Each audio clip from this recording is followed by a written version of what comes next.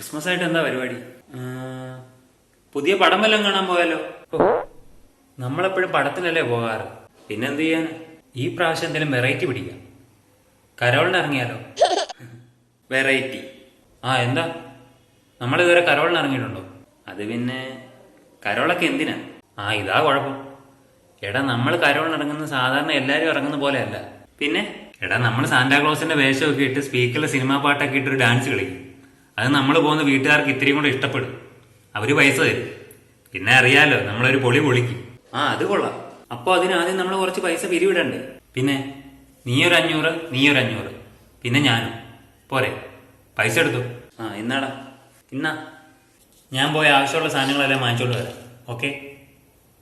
1 hour later. അവനെ കാണുന്നില്ലല്ലോ. ഒന്ന് വിളിച്ചു നോക്കാം. ഹലോ. ഹലോടാ, നീ എവിടെയാ? എടാ, ഞാനിവിടെ ഈ ക്രിസ്മസ് ഐറ്റം വാങ്ങാൻ കിട്ടുന്ന കടയില്ലേ? ഉണ്ട്. അതിന്റെ നേരെ ഓപ്പോസിറ്റുള്ള ഹോട്ടലിൽ ഫുഡ് കഴിച്ചോണ്ടിരിക്കുക. എടാ, നീ കരോളിനുള്ള സാധനം വാങ്ങാനല്ലേ ഇവിടുന്ന് പോയെ? എടാ, ആ കടയിലാണെങ്കിൽ മുടിഞ്ഞ തിരക്ക്. എനിക്കാണെങ്കിൽ വിശപ്പും തുടങ്ങി. ഞാൻ ഈ ഹോട്ടലിൽ കയറി. നിങ്ങക്ക് 2 പാഴ്സൽ വാങ്ങിച്ചോണ്ട് വരാം. ഓക്കെ? അപ്പൊ കരോള്? കരോൾ എന്ത് കരോള്? എല്ലാ വർഷം കുറച്ച് പേര് ഇറങ്ങും, കമ്പും കോലുമായിട്ട്. അത് ശരി.